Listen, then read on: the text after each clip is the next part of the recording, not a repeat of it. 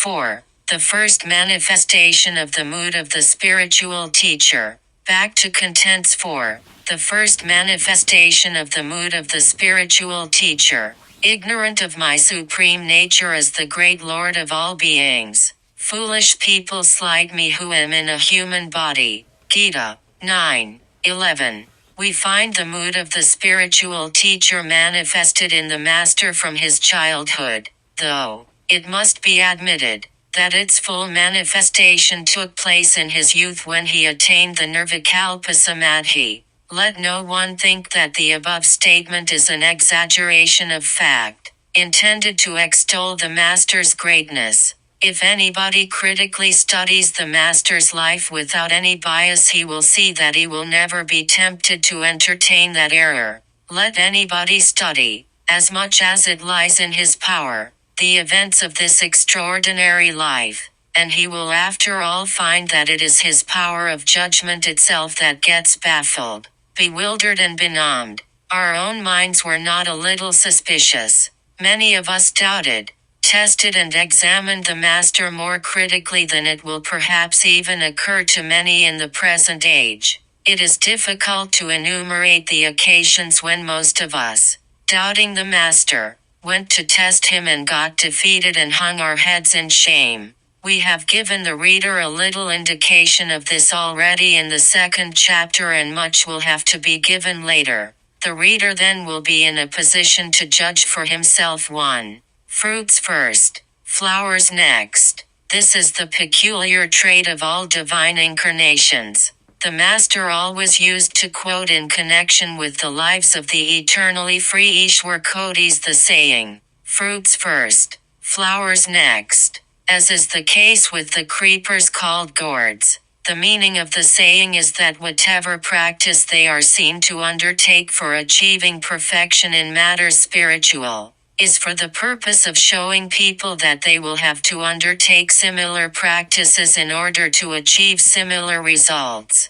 From a critical study of the lives of these persons, one fact stands out. It is this, that from their childhood they behave in every matter in a way which is possible only for those who are already in full possession of the knowledge for the acquisition of which they seem to work so hard. It is as if the knowledge is already theirs from the very commencement of their lives. When this holds good even in the case of Ishwar Kodis, it is superfluous to say that it applies to the divine incarnations. The manifestation of such knowledge in them is seen throughout their lives. So is it written in the scriptures. And it is also seen that there is a great similarity between many of the actions of the incarnations of different ages. We find, for example, the fact of transmitting spirituality to others by a touch in the lives of every one of them. Jesus, Sri Chaitanya and Sri Ramakrishna. Similarly,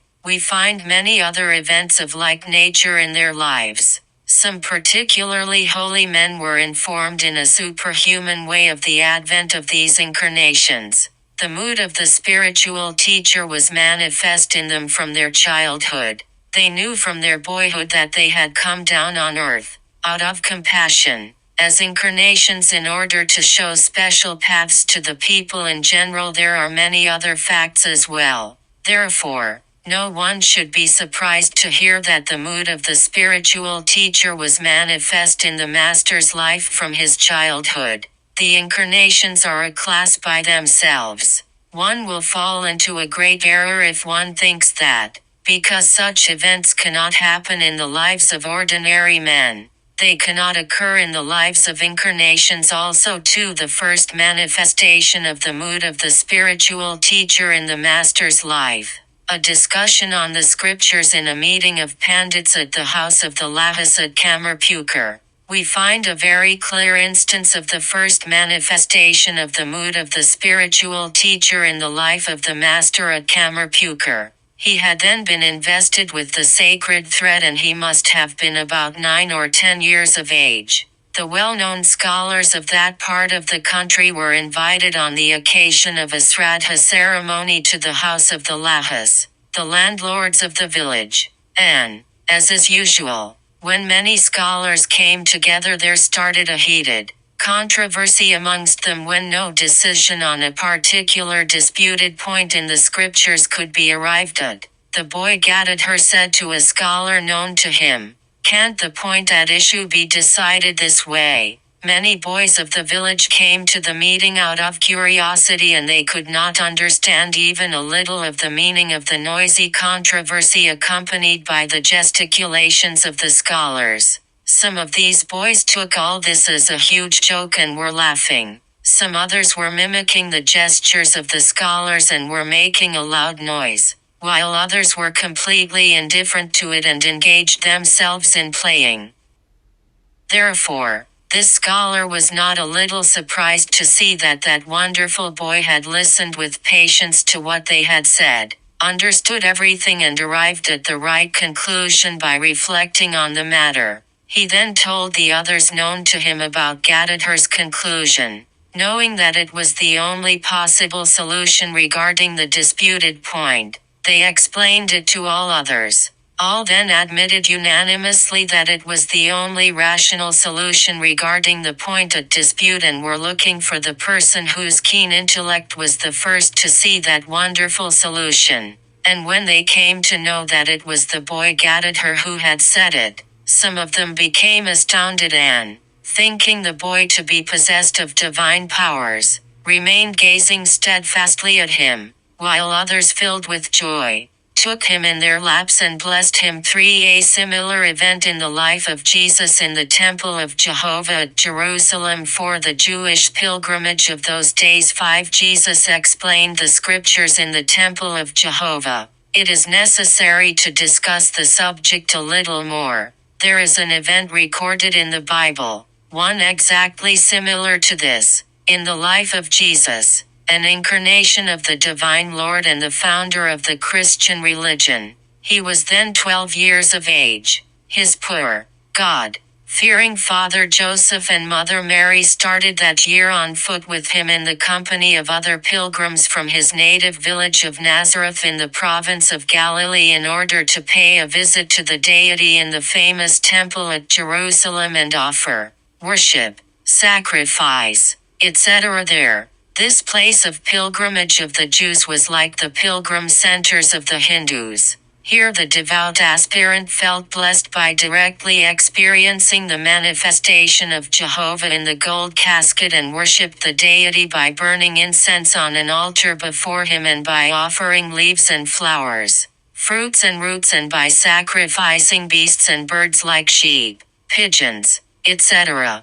The sacrificing of pigeons and other birds in the Hindu places of pilgrimage like Kamakhya and Vindhya Vasini is in vogue even today. Worship, offering and sacrifices being over, Joseph and Mary started with their companions towards their village. At that time the condition of the pilgrims coming from various quarters to visit Jerusalem was to a certain extent similar to that of those proceeding on foot to Puri and other places of pilgrimage before railways had been laid.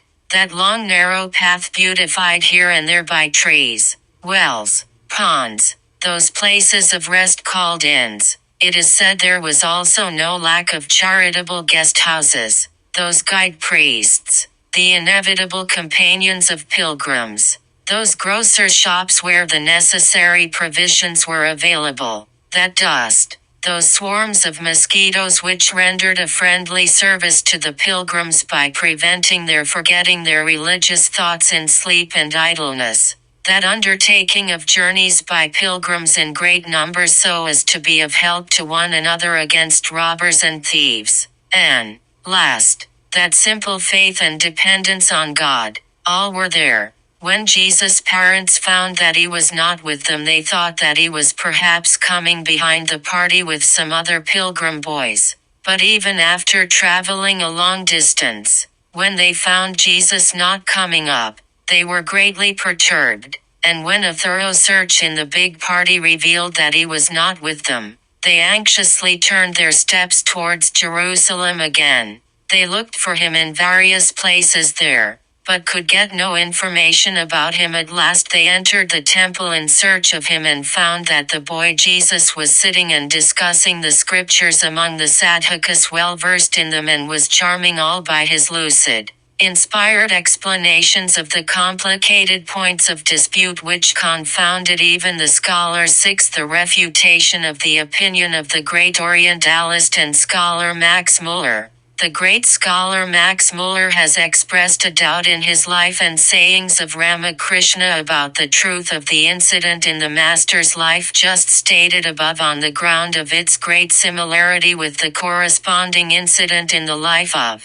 the Lord Jesus just mentioned. He has not even shrunk from passing the uncharitable remark that the English-knowing disciples of Sri Ramakrishna have introduced the story of Jesus' childhood into the life of their master in order to heighten the latter's greatness. Although the scholar has thus displayed his keen intellect, we are helpless, and prefer not to dilate upon it further. For we have heard of that event of the Master's childhood from many old people of his birthplace Kamarpukur, and also from the Master himself on several occasions. 7. Why did the Master marry one? At the request of relatives? No. When studying the Master's life, one is confronted with the question, why did he marry? Why did a person who was never inclined to have any carnal relationship with his wife marry at all? It is of course difficult to find the reason. To the suggestion that his relatives married him against his will when, on reaching youth, he became almost mad owing to his constant thinking of God, we reply, it is silly to entertain such an idea. From his childhood no one could get anything done by him against his will, on however trivial a matter. Again, whenever he wanted to do anything, he never failed to accomplish it by some means or other. Take, for instance, his having for his Bhikshamata a blacksmith woman named Dahani, at the time of his investiture with the sacred thread. Social rules and regulations were not observed in the villages with as much laxity as in Calcutta, so no one could act according to his own sweet will in the villages. The Master's parents also were not a little orthodox, and it was the custom of the family too to assign the duty of the Bhikshamata to a Brahmin lady, and all the superiors of the family of the boy Gadadhar were against his receiving bhiksha from a blacksmith woman. In spite of all these, opposition melted away before Gadadhar's insistence, and Dahani became the Bhikshamata. This was a matter for no small surprise. Thus it was with all matters. The Master's will and words ever prevailed against the wills and desires of others. How then can we say that in such an important event in his life he merely acquiesced in the mere desires and requests of his relatives? 2. For enjoyment? No. 3. What the Master said when his relatives were in search of a bride. Go and see. The bride is marked with a straw. Therefore his marriage was voluntary for experiencing the result of his actions done in previous births that had begun to fructify? No. A man of absolute knowledge is free to experience his prarabdha or not. It might again be said, what is the necessity of admitting that the Master had the idea of renouncing everything out of love of God from his very childhood? We can say instead that the Master at first had the desire to marry and enjoy worldly pleasures like people in general, but that no sooner had he attained maturity than there came about a sudden revolutionary change in his mind, and a violent storm of detachment from the world and attachment to God raged in his heart, which overturned all his previous plans and desires. In that case all objections will be removed in a natural way. All objections are removed if it be said that the Master's marriage took place before that storm began to rage. We say that although this explanation is plausible, there are some irrefutable objections against this attitude. Firstly, the Master was married at the age of 24. The storm of renunciation was then furiously raging in his heart, and it is quite unlikely that a person like him, who hesitated all his life to give the slightest trouble to anyone for his own sake, should have proceeded thoughtlessly to do an act which he knew full well would be the cause of lifelong suffering for a lady. Secondly, the more we think, the more can we understand that no act in the Master's life was done without a purpose. Thirdly, it is quite certain that he married willingly, for he told his nephew, Hriday, and all the members of family when they were in search of a bride that it had already been divinely settled that he should be married to the daughter of Ramchandra Mukhopadhyaya of the village of Jairamvati. The reader will either be surprised to hear this or will disbelieve it and say, "Fancy, speaking of such incredible things. Can these statements be accepted in the 20th century?" We have to say in reply, whether you believe it or not, it was indeed a fact. There are many still living who will bear it out. Why don't you just investigate when in their search for a bride his relatives failed to get one? The Master himself said, "Go and see. Such and such a girl of such and such a village has been marked with a straw one for the purpose." Therefore it is clear that the Master knew that he would be married. What was more, he knew also the place of marriage and the person to whose daughter he would be married, and he did not raise any objection to that. It was of course during his bhavasamadhi that he had come to know it. What then is the meaning of the Master's marriage? Some reader, well versed in the scriptures, will perhaps be annoyed and say, "How silly, you are raising a storm in a teacup. First consult some scriptures and other books and then venture to record the events of the lives of great pious souls. Scriptures say that actions accumulated in previous lives that are yet to bear fruit, Sanchita 2, and those that are done after the attainment of the knowledge of Brahman Agami 2, are all destroyed, when God, vision or perfect knowledge is attained. But the results of the works done in the previous births that are already bearing fruit, Prarabdha 2, have to be experienced in this life even when the knowledge of Brahman is achieved. Suppose there are some arrows in a quiver tied to the back of a fowler. He has taken in hand one arrow in order to shoot. He shot one a little before at a bird on a tree. Just at this moment there arises sudden compassion in the mind of the fowler and he resolves he will no more injure any living being. He throws away the arrow in his hand and also the arrows on his back. But can he withdraw the arrow he has already shot at the bird? The arrows on his back are, as it were, his actions accumulated sanchita, in past lives. The arrow in his hand represents future, agami, acts which he is yet to do in this life. But these kinds of acts are destroyed on the acquisition of knowledge. But his prarabdha acts are like the arrow he has already discharged. Its result he has to experience. Great souls like Sri Ramakrishna experience the results of their prarabdha actions only while conscious in a body. The experiencing of these results is inevitable, and they know and understand what kinds of events will happen in their lives according to their prarabdha acts. Therefore, it was not extraordinary for Sri Ramakrishna to mention where and to whom his own marriage would take place. In reply to the above objection we say that we are really quite unlearned in the scriptures. But so far as we know, we can say that a man of right knowledge has not got to experience even the results of his prarabdha actions, for he has dedicated to God forever the mind which feels pain and pleasure. Where then is the possibility in his mind of experiencing pain and pleasure? But if you say that prarabdha actions are experienced in his body, how is even that possible? If he by his own will keeps a little of I-ness for some reason or other, as for instance doing good to others, he becomes conscious of his mind and body again and simultaneously experiences the results of his prarabdha actions. Therefore, men of right knowledge can experience or abstain from experiencing at will the results of those actions.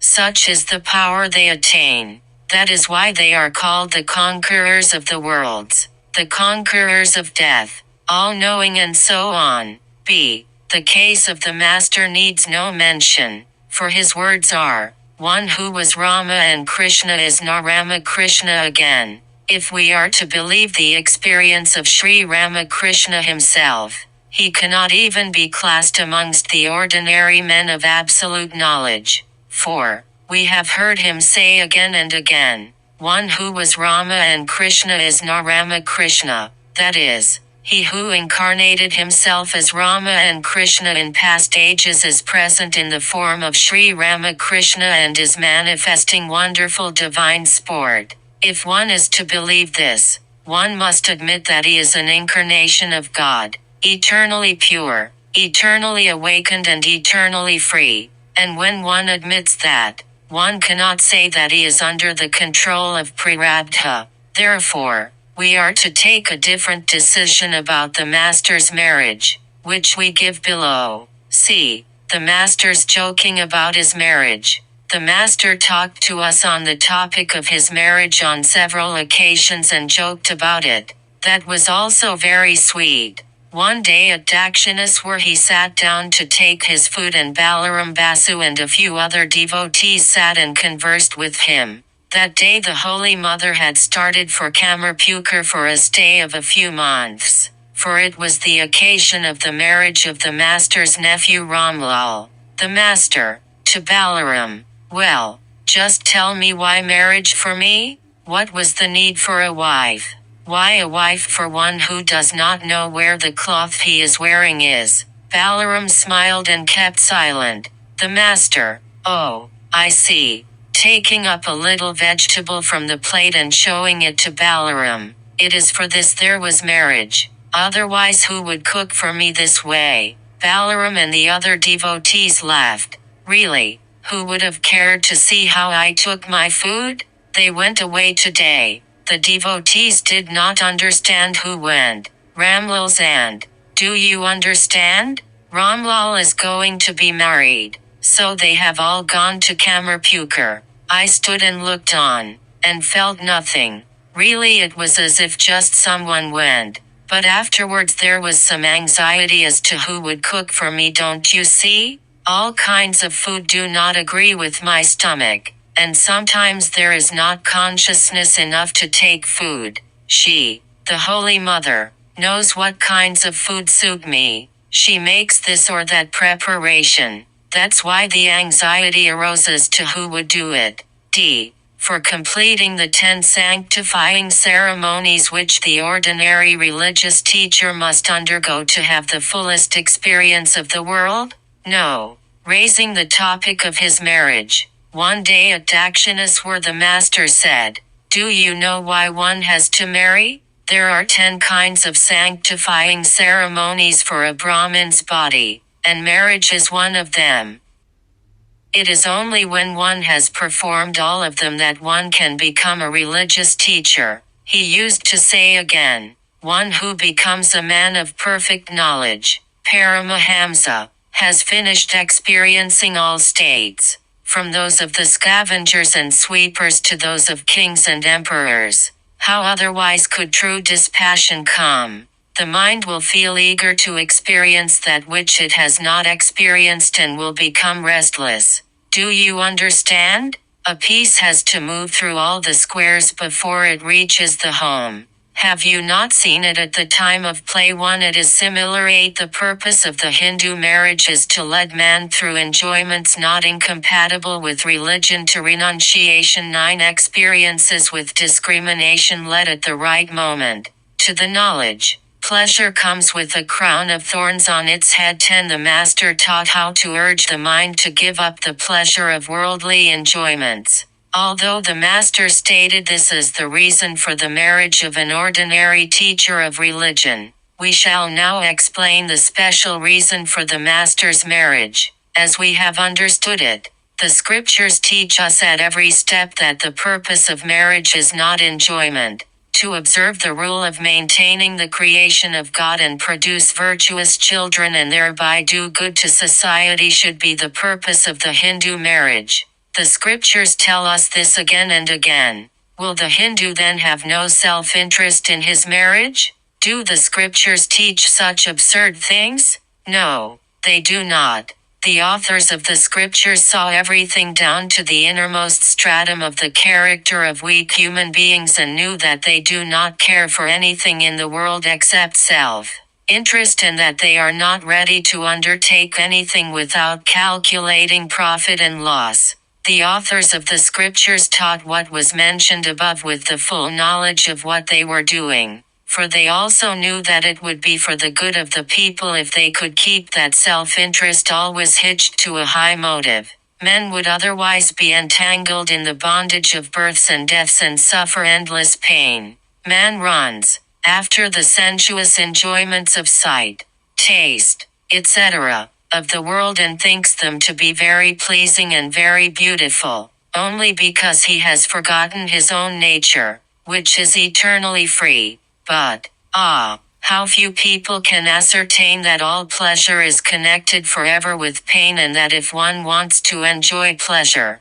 one will have to be simultaneously ready to suffer pain also. Swami Vivekananda used to say, "Pleasure comes to people with a crown of thorns on its head." People who are busy enjoying pleasure only have no leisure to think that it has a crown of thorns on its head, and that they will have to be ready to hug pain also if they welcome pleasure as their own. Therefore the scriptures remind them of this fact and say, "Children, why do you consider the attainment of pleasure to be your interest? If pleasure is accepted, pain also has to be welcomed. Why do you not turn your self-interest to a higher account and think that both pleasure and pain are your teachers, and that true self-interest or the aim of life is to be delivered for all eternity from both of them?"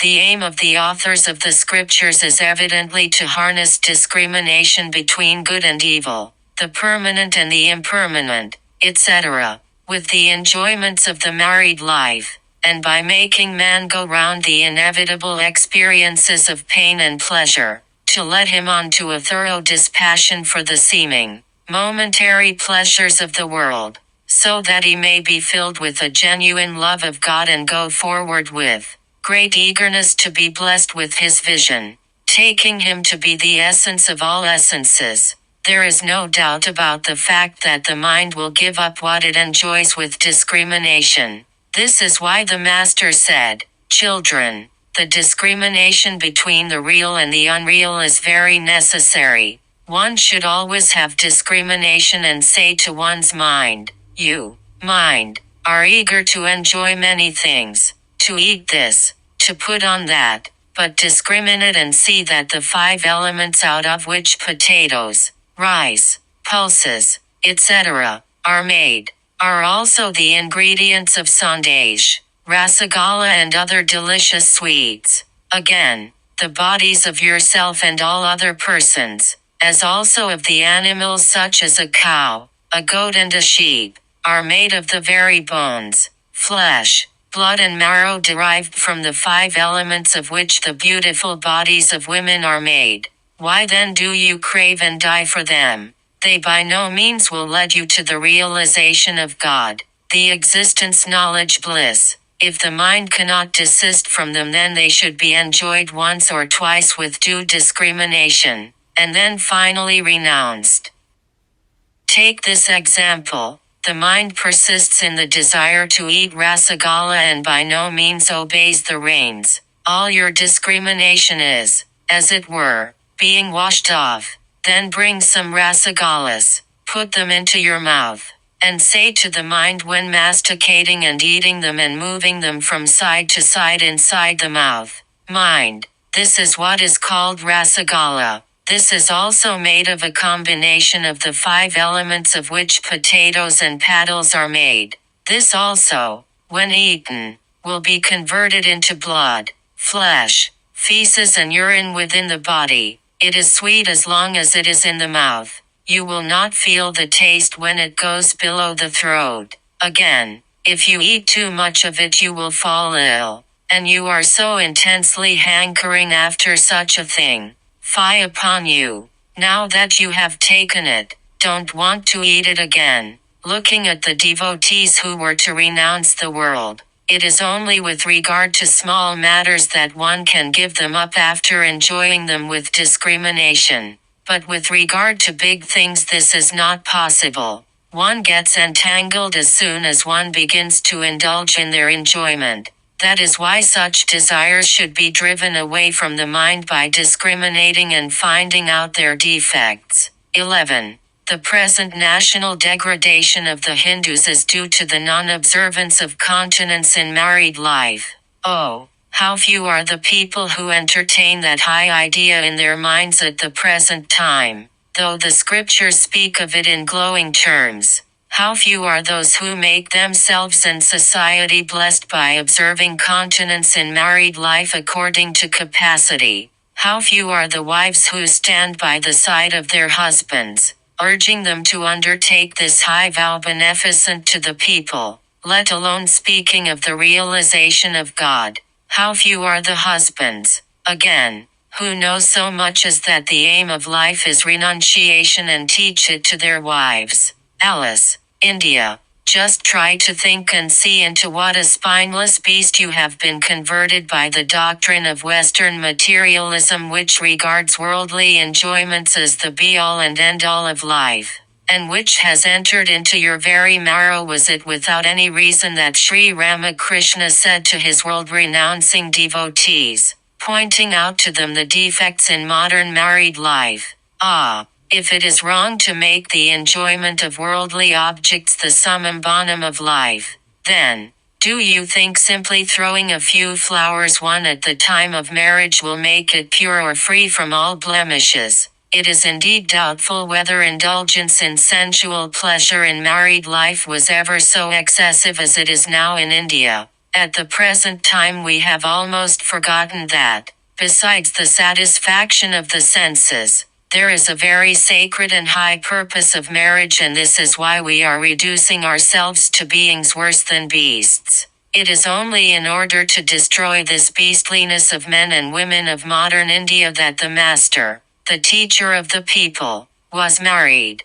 Like all the other acts of his life, the act of marriage also was performed for the good of all. 12. The master married for reviving that ideal by following it himself. 13. The master's unprecedented relation of immaculate love with his wife. What the Holy Mother said about it. 14. It is only to teach the married people that the master enacted that play of love. Whatever, said the master, is done here, meaning himself, is for you all. Ah, if I do all the 16 parts one, the whole, you may possibly do one. Again, if I piss standing, 2 you rascals will do it turning round and round. It is for this reason only that the master took upon his shoulders the duties and responsibilities of married life and followed in practice that very high ideal before the eyes of all, by actually discharging them to the farthest limit. If the master had not been himself married, the lay disciples would have said, "It is only because he is not married that he is able to talk glibly on continence. It is only because he has not made his wife his own and has never lived together with her that it is possible for him to read us long sermons." It is only in order to counteract such foolish ideas that the master was not only married but he had his wedded wife in the days of her youth by his side at Dakshineshwar. When the state of divine madness in him became normal after he had had the holy vision of the Divine Mother, he lived together with his wife, directly feeling the manifestation of the Divine Mother in her, worshipped her as the Mahavidya, the divine Shodasi, and then offered himself to her as the divine. He lived together with her continually for 8 months, and even shared his bed with her. He himself went sometimes to Kamarpukur, and sometimes to Jairamvati to the house of his father-in-law, and spent there a month or 2 for the training of his wife and for her mental peace and happiness. Remembering the event of the time when the master lived with her at Dakshineshwar, the Holy Mother says even now to women devotees, it cannot be expressed in words in what wonderful divine moods he passed his days and nights then. In that state of divine semi-consciousness, what strange and wonderful words he spoke, and with what flow. Sometimes he laughed, sometimes wept, and sometimes was quite motionless in ecstasy. That was how whole nights passed. What a wonderful presence, and what an ecstasy! The whole of my body would tremble to see that, and I would wish the night might soon come to an end. I did not then understand anything of ecstasy. One night when I saw that his ecstasy did not come to an end, I was frightened, and wept and sent for Hriday. He came and went on repeating the Lord's name in his ears. When, after a long time, he regained normal consciousness, then when he came to know of my suffering, anxiety and fear, he himself taught me how in particular kinds of ecstasy particular names and mantras of God were to be repeated into his ears. After that I did not feel so much frightened. He would return to normal consciousness when those names and mantras were uttered into his ears. A long time passed that way, when one day he asked me to go to bed separately in the music room, as he had come to know that I could have no sleep and remained in suspense as to when and what kinds of ecstasy he might have. The supremely revered Holy Mother says that the Master taught her then all the domestic matters, such as how to place the wick in the lamp, what sort of man each member of the household was, how to behave with each of them, and how to behave when she went to someone else's house. He taught her also devotional exercises, the reciting of the names and glories of God, meditation, samadhi, and even the knowledge of Brahman. O men rearing families, how many of you teach your own wives this way? How many of you can have devotion to your wives, respect and love for them all your lives this way? If for some reason or other the very contemptible physical relationship comes to an end forthwith, we, therefore, say that it was for you alone that this wonderful incarnation of the age was married, and had no physical relationship for even a single day with his wife, and maintained a sweet love for her. He did it so that you might learn that it was not for indulgence in sensual pleasure that the institution of marriage had come into being, but that it carried a very high purpose with it, only that both of you, wife and husband, might keep your aim fixed at this high ideal and be blessed by observing continence, brahmacharya, according to your capacity in married life, and only that you might prove a blessing to the modern society devoid of vigor, devoid of grace, and devoid of power, by producing heroic and virtuous children of wonderful intelligence and memory. It is for your benefit that this which was not necessary to be shown to the world by its spiritual teachers of the past, Rama, Krishna, Buddha, Jesus, Sankara, Chaitanya, or any other, has been shown in this age by Ramakrishna. This unseen and unheard of sacred mold of married life has been cast for the first time in the world as a result of lifelong severe austerities and sadhana. Now, as the Master used to say, cast your own lives into that ideal mold and get them shaped after it. 15. We must form our married life after the ideal of the Master and observe continence at least partially. No good will otherwise come to us. But, says the married householder, but, we see it in reply in the words of Swami Vivekananda speaking about our spiritual practices. Do you think that each of you will become a Paramahamsa Ramakrishna? That is not to be. Neither will 9 mons of oil burn, nor will Radha dance. Only one Paramahamsa Ramakrishna is born in the world. Only one lion lives in a forest. O rearers of families! We also similarly say in reply to your but. The Master knew very well that it was beyond your power to observe absolute continence, brahmacharya, living with your wife like him. He knew it, and yet he set the exacting example to you because you might then be encouraged to do at least 1/16 of it.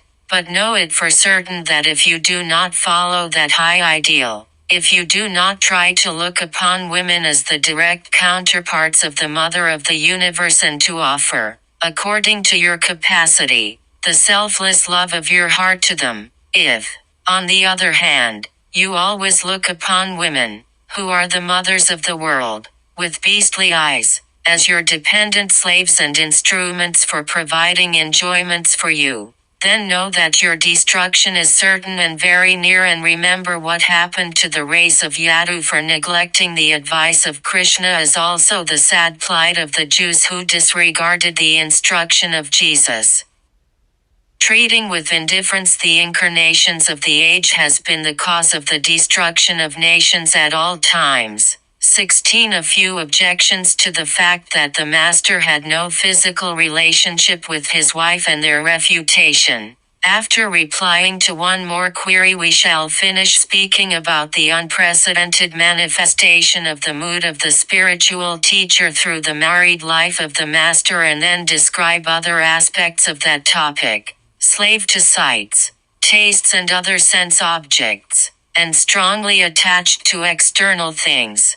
The human mind is surely thinking even now that having got married at all, it would have been well if after begetting at least one child he gave up physical relationship with his wife. If he had done that, perhaps it would have been proved that all men without exception have for their duty the maintenance of the Divine Lord's creation, and at the same time the authority of the Scriptures' refutation would not have been violated. For the Scriptures say that at least one child should be produced in married life, by which man is freed from the debt to his forefathers.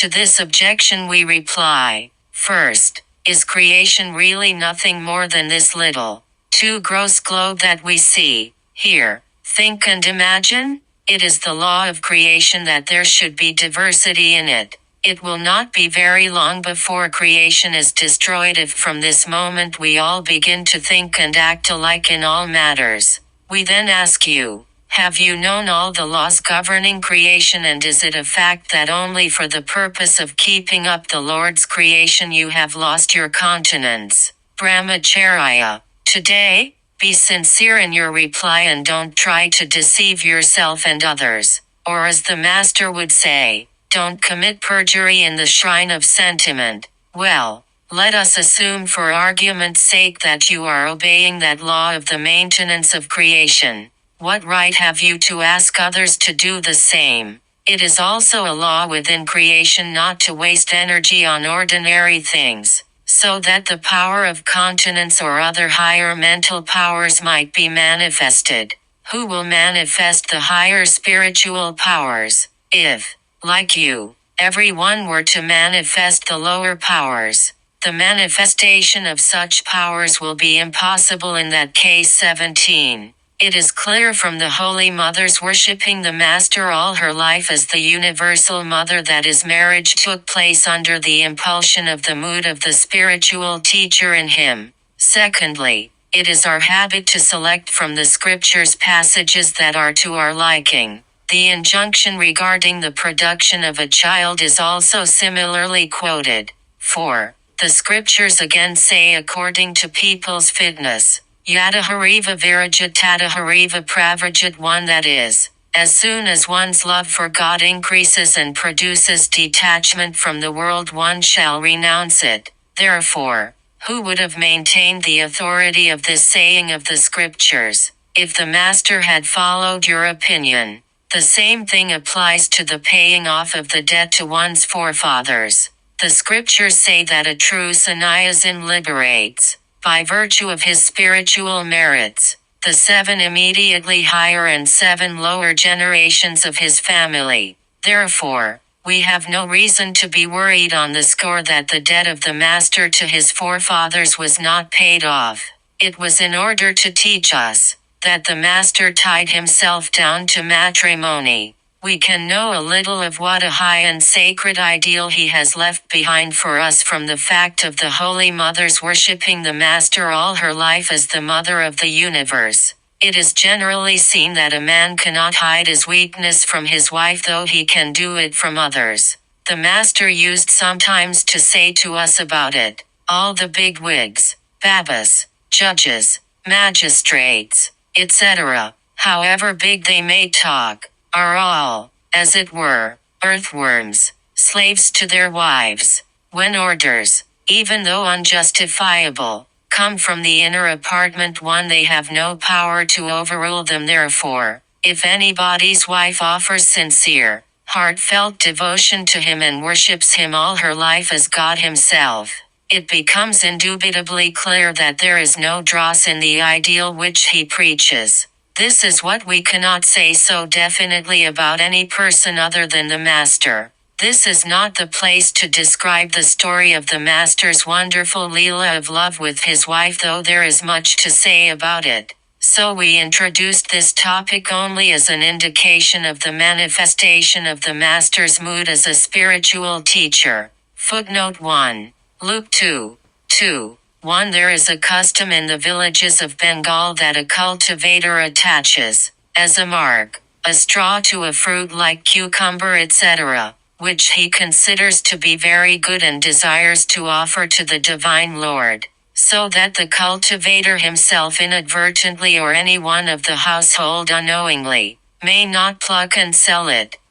The Master applied the simile to this case, meaning thereby that it was divinely ordained that he should be married to the daughter of such and such a man, that the girl had been reserved as his bride by Providence. 2 Sankara's Commentary on Brahma Sutras, IV 1, 1315, tr. 1. Game at Dice etc. tr. 1. The ceremony of marriage requires the use of flowers among other things. Tr. 1. The metaphor is from the 16 annas of a rupee, the Indian coin. Tr. 2. This is regarded opprobrious amongst the Hindus. Tr. 1. A dancing girl of that name stipulated that she would dance only when the stage was illuminated by lights burning 9 mons of oil. It means a thing beyond the range of possibility. Tr. 1. Jabala Upanishad 4:1. According to the Purta, ladies live in an inner quadrangle which is called the inner apartment. Tr.